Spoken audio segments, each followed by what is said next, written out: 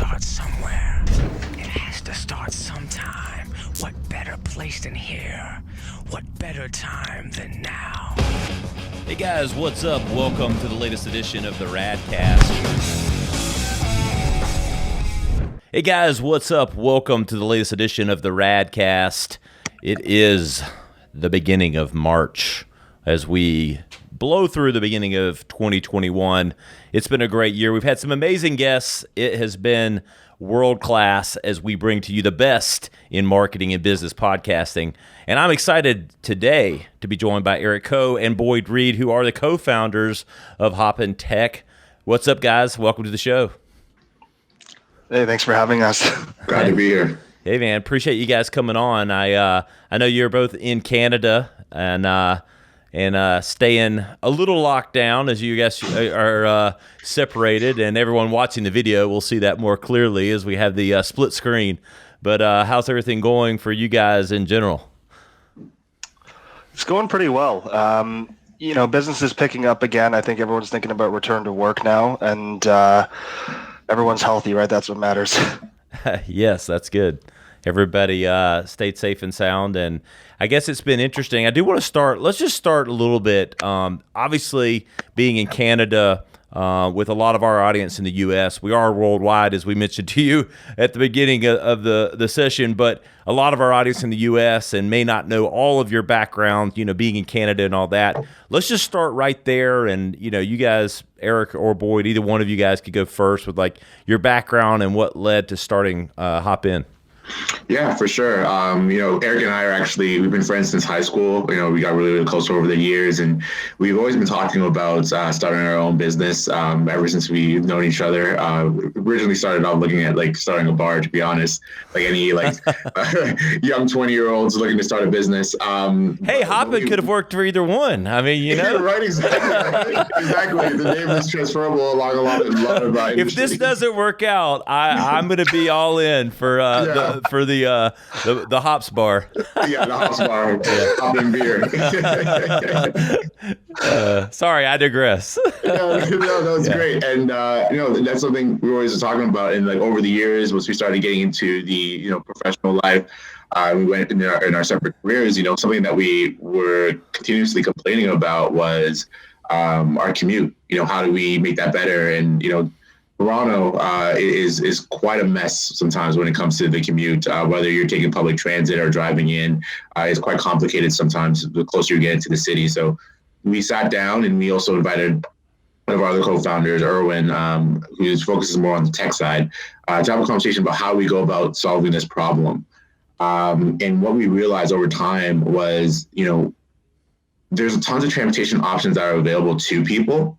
But it's just not being mobilized for the purpose of the commute. They're all separate. Each municipalities work independently of each other. And, what we really need is a connector. And what we focus in with HopinTech is focusing on the logistics aspect of it, is creating routes that are based around the needs of companies and their employees, and looking at the transportation options available, whether it's a rideshare like Uber or it's a charter bus company that have a lot of idle fleets at this time. We use those and mobilize those fleets to kind of fill the gaps that are left by public transit. And that's how our solution has come about to it's one of those classic, solve your own problems type of initiatives. Great. So how did you all, the three of you, come together? Is it three of you? I'm assuming I heard a third name there, but how did all of that kind of transpire together? It sounds like you guys got different faceted specializations is where my brain goes naturally, but I'd love to hear how that kind of all came together. Yeah, I'll take this one. Like Boyd said, he and I have been friends since high school. I've actually known Erwin, our CTO, since, I was like 10 years old. He was actually my little brother's friend growing up in elementary school. Oh, wow. And we all just kind of came together at the right time here, I think. And we were all talking about something, right? It was the bar first, and then it kind of moved to something else, and it kept moving. And one day, it was 4 a.m. I woke up and had this idea, so I called them. I was like, guys, we need to do this. We need to talk about this right now. And Boyd's like, okay, let me call you back in about 3 hours when I wake up, and we'll have a talk about this. And it's just been kind of going ever since then. Great. So where are we in the evolution of the company? I mean, how long has this process been, and kind of where are we at? I imagine there's been some slow down with COVID, unfortunately, I would imagine, with transit and things like that. I don't know. You guys could fill me in, but talk to me about kind of the evolution of the company and how far along we're into it. You know, like you'd think that, yeah, a transportation company would probably go down during COVID, but we found some really interesting pivots. And the one thing we realized is that not everybody can work from home, right? You have all the food processing plants, manufacturing. Amazon, I know, is making a killing right now and opening a ton of new fulfillment centers. Oh, yeah. They still need to get to work, right? And if you look at the surveys, the majority of the people around the world are not comfortable taking public transit anymore. It's brought to light a lot of issues, not just with health, but also with general safety and security riding. So we started offering up these transit systems or these shuttle systems to help the companies stay in business and to give like a bit of a safer and healthier commute. So we actually partnered with a bunch of health tech companies. We offer symptom tracking on our apps before you even board the bus. It sends like aggregate data to the company so they understand the health of the workforce on a daily basis. And then we actually also do rapid test kits that are brought to your home. So you don't have to leave home to get tested. That makes a lot of sense. That's smart. I didn't even think about the extensions of that. You guys have been smart with pivoting. So talk to me about the nuts and bolts of, it's funny. When I think of bus riding, and I don't know how it is in Canada, but like here in Greenville, South Carolina, and I'm sure someone local is going to like DM me as soon as this goes live and go, hey, you can't be talking about Greenville like that. But the local bus is just not the most popular ride. Like, it's like my whole life it's just been like, you're trying to avoid the bus at all costs. Like, is it the same? I assume it's similar everywhere, right? I mean, is that part of the challenge even in Canada? Yeah, and I think that's, like you mentioned, it is a problem kind of everywhere. Public transit, if you have the luxury of owning your own personal vehicle, like that's what you would go with. Just being able to get going whenever you want, wherever you want to go without any restrictions. I think that's where the goal is. But when we look at some of the, bigger cities in terms of the metropolitan cores, the ownership of vehicles goes down, not necessarily because of them not needing or wanting a car, but they just don't need it because there's access to so much more public transit. When you look at Toronto, you have the subways, the streetcars, the buses, in quite in huge volumes. And you mentioned you were from Manhattan, same kind of concept. The more you're into the city, you have a lot more public transit options. So to have a car in those situations, it may not be a need per se, but when you come into more suburban, more rural areas, having a car is a lot more needed because the buses are not as accessible, and you're not able to get around as often. So same kind of concept I think you see, quite uniformly across the globe. So that's why we, tend to work a lot into these suburbs and rural areas where there's not access to those really strong public transit infrastructures. And that's where we come in with our solutions, kind of, again, make sure to fill those gaps with those transportation options. Because it's really, to get someone to work, sometimes it's very, very difficult by public transit. And when you talk about like what Erich mentioned, the people who are servicing those essential workers, they're normally like minimum wage to low income earners. So they tend to not maybe have, one or multiple vehicles for the family. So a solution like ours fits in perfectly to meet that need. There's a lot of boxes that get checked with your solution. You talk about green, you talk about like conserving energy and different things. So there's a lot of positive going on. I don't need to tell you, but they kind of come to my head. Because when I was in New York, like it was right when like rent the bikes and rent the scooters and all that stuff. This was like 2013, 2014. And it just not only just congested things, but bikes were left everywhere. It like made no sense. And if you go to like Santa Monica or like some of these other big cities, it's like, it seems like a good solution, but it's just more stuff like around the cities and are dangerous on the streets. There's idiots, riding these scooters that think they know how to ride a scooter. It's like, you don't know what you're doing. They're like, like this 45-year-old, not that 45, anything wrong with 45-year-olds, but they're like bunny hopping over curves, and it's like, what are you doing? But in all seriousness, it makes a lot of sense. Talk to me about the nuts and bolts for, how businesses find you. Like, it's a Canadian company. I want to talk about expansion here shortly, but being, outside of Toronto, in the Toronto area, how do businesses go about finding you and utilizing your services? What are kind of the nuts and bolts for that sales process? Yeah. I think the first thing to understand is that we had to figure out what the root cause of a bad commute was, right? And it's not just because there are tons of cars on the road, but it's why are there tons of cars on the road? And so we found it in economic development and urban planning, actually, because the way that we design cities, the way that we bring in corporate citizens and residential citizens eventually, all of that contributes towards congestion and traffic flow, right? So we work directly with them. We work directly with municipalities, with regions, even with provincial or state governments as well. And we kind of understand the problem a little bit more. So we understand how they're building the cities right now, or the rural areas are developing, where they're looking to put manufacturing facilities or office parks, and how we can start to construct more efficient lines of transit or shuttles there. Because the other problem is that with transit and city development, it's kind of like a chicken and the egg story, right? Transit's always waiting for the demand because they don't want to waste taxpayer money building bus lines or whatever it is, right? But the economic developers, they need transit to come in to be able to get their corporate citizens to come and plant themselves there. So we come in and act as a bit of a catalyst for that. So we work between all of these different bodies. We work with like the boards of trade, chambers of commerce, the commercial developers and real estate firms. We're actually working on a partnership with a property management firm right now. And, we look at what their needs are, right? What the needs of their tenants are. And we kind of work around that and get clients that way, I guess. So every contract's very unique, I imagine. It's kind of building it out into what that proposal and or contract ends up looking like, the terms, et cetera. For the length of time and all that, and the number of people. I mean, how many operating buses, or what do you call your transporters? I mean, they have a special branded name, or are they just vans? So we work with a variety of different types of, like we mentioned, the ride share and charter. So for some of the smaller solutions, we look at using kind of a ride share kind of model because, they only need to move maybe a few people at a time.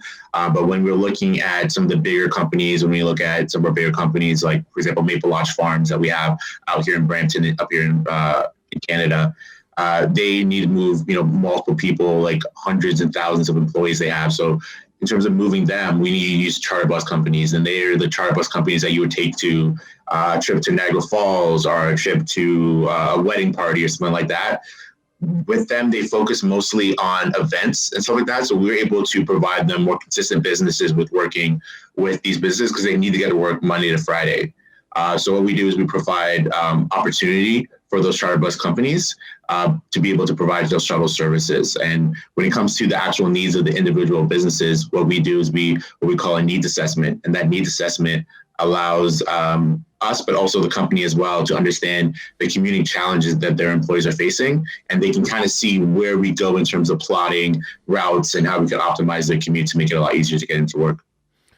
Great. So, I guess I'm slow to the game here. I don't know if it's just my Tuesday cobwebs or what, but so how much infrastructure do you guys are aggregating existing infrastructure, be it vans, buses, cars, whatever, that might be going unused, which I love even more, even smarter.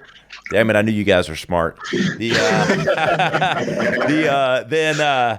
So do you guys actually own any of your own infrastructure as it goes to the ride sharing, or is it all using up existing infrastructure that's there, but you guys kind of aggregate it, bring the deals together, bring the technology together? Am I hearing that right?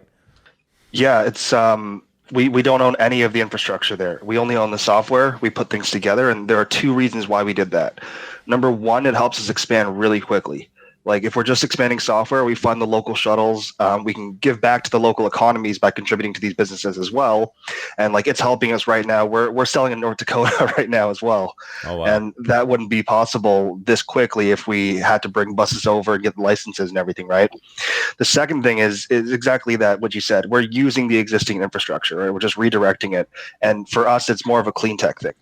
We want to take single occupancy vehicles off the road. We want to reduce traffic congestion. We want to reduce carbon emissions as a whole on your daily commute. And we actually have some cool initiatives coming as well through that. We're going to be donating trees and planting trees with some of our partner clients and companies to kind of offset the carbon emissions that we have right now. Wow, that's awesome. I love that. Let's come back to that one. But So talk to me about expansion. So we started in the Toronto area and surrounding suburbs. I imagine, not knowing or pretending to know every suburb. I guess that's inconsequential. Other than now know Ajax, but that's not just under my kitchen sink. But in all seriousness, where are we expanding to from here, or what are the both the maybe near term and long term kind of aspirations with all this? Because obviously now understanding, and I apologize for not kind of getting that quicker, but the implications for this are worldwide. So I like to dream big. I know you guys are. I'll go big to small then. I mean, yeah, long term, we want to be everywhere because commuting is a global problem. We are talking to a few bodies in Asia and a few of the countries there, a little bit in Europe, although they actually have a bit of a better transit system. Like Paris has an insanely efficient transit system. But mainly North America and getting into Latin America a bit more right now. I mentioned, so Toronto is great. It's its own body, but all across our province, Ontario, I think it's like 3 times the size of Texas. So we're working right now from Toronto all the way to the border of Quebec, the other province beside us. We're also expanding out to Vancouver, to British Columbia, a little bit to Alberta, which kind of leads us down to the Midwest US, right? So we're going through North Dakota, looking at a lot of those industrial and like manufacturing zones. I think one of our advisors put it really well. He said, unsexy areas is where we're going for. The places that you wouldn't normally think a tech company would be, right? Yep. Hey, the riches are in the niches. The you guys can have that one. I'm gonna take that. We'll send you one. T-shirt. If you make merchandise, then in all seriousness, what is it like as far as the technology that's involved in this? Like, talk to me, in layman's terms. We're not talking about zeros and ones here, but like, what kind of infrastructure and technology are we talking about that's kind of, and I'm not asking for trade secrets as much as, the softwares, because it seems very complex to me. Just knowing the little bit that I know about government and how behind some of their stuff is, combined with just tapping into all of these available infrastructures, it seems complex. Can you walk me through some of the tech side of all of that? You know what? I think, again, in the long term, it gets really complicated, right? And like the large scale change that we're trying to evoke here will get there. But for now, it's pretty simple. Companies need to get their employees to work. There's a connection, obviously, from like transit hubs that are already there. And we can just run shuttles back and forth like that. Right. The data that we collect on the rides themselves, that's what's kind of feeding back into our software that we're building, and kind of optimizing everything on that end. And that's where we start to scale it out a bit more, work more closely with existing infrastructure and the transit companies themselves and the cities. And we're starting to do that a little bit. You can see on the rural areas, like I mentioned, from Toronto to the Quebec border. Mm-hmm. It's basically all like rural areas out there. So we're starting to develop it there, develop the technology and deploy it. It's obviously easier in smaller towns than it would be in Toronto or New York or something like that. And then the products, it's funny because we actually didn't build any tech until this year. We started building in like January. Wow. We didn't need it. We ran the company, understood the operational process and kind of how it would work. And then we built the tech around that and kind of what our clients really wanted. So we do have 4 products coming out this year, 2 mobile apps, one for the riders, one for the drivers, and then like a corporate dashboard on the internet for our clients to go and check out all the data and things that we're tracking for them, kind of showing them how their workforce is being more efficient after using Hopin. And then kind of our back-end internal server. And all of this is, I'm talking about it, but I can't take any of the credit for it. Like Boyd and Erwin architected this entire thing. They've set up like the stages in which we're going to go and build bus lines. And then eventually they're going to say, Erich, okay, go and tap into our municipal contacts and things and start to do this longer process. That's cool. So I do want to bring back up the green initiative with the planting of the trees. So can you talk, expand a little bit more about how that happens and, where and who you might be partnering with to kind of bring all of that to life? Yeah, that's the part I'm like most excited about these days. You can ask like anybody in our team. On our Monday meeting yesterday, that's all I was talking about. I don't know if you know the company 10 Tree. They do the Sounds sweaters. familiar. Yes, yes, yes. Yeah, so they plant a tree for every sweater that they sell. Mm-hmm. And so we talked to somebody that, I don't know, he knew the connection, and we're using the same company as them now. Actually, they're up in San Francisco. Yep. So basically, what we'll do is like we have a calculator that we created that shows like how many trees you're able to save by using our bus service as a company, right? And I think we're up to what 30, 35 trees now, Boyd? Yeah, something like that. Yeah. Yeah, so we're actually going to go and plant about 35 trees to start with them. In Madagascar, like the mangroves, they have different sites that they use as well. And then basically every quarter, we're going to partner with the companies, kind of donate on their behalf because they're the ones that are paying for the rides and contributing. And again, help to offset the carbon emissions. Because at the end of the day, I think it's a small step per tree that you plant, but everything kind of counts, right? And it's just one step towards being clean. Love it. I love it. It sounds like there's a lot. I mean, there's ancillary things that happen just naturally by the way you're bringing using the existing infrastructure. There's a lot of green happening there. So a big story there, which I always appreciate and love to kind of expand on. So as people go along, like, how are you guys kind of documenting all this, or how can people kind of keep up with, this story and everything that's happening with you guys? You guys have some channels and different things that we could pub, for you guys, for how people can learn more and stay up to date with everything with HopinTech? Yeah, for sure. Our social media platforms are very active. Like Erich mentioned before the call, our social media person Cass is on top of all these things. So she's posting a lot of updates on not just, what we're doing as a company, but what we're doing in terms of impact as well. On our website, we also have impact calculations. So you can see in terms of the amount we're servicing, like you mentioned, how much, we're reducing in terms of reducing the single occupancy vehicles and what that means in terms of impact on the environment as well. And we're also posting about that on our social. So, our Instagram is at HopinTech.com. Our website is www.hopintech.com as well. And if you just search HopinTech as well on LinkedIn, we're very active on there too, and Twitter. So all the social media platforms, if you look for HopinTech, you'll be able to find us. We keep very regular updates in terms of what's happening with the company, whether it's a new client, whether it is our social impact.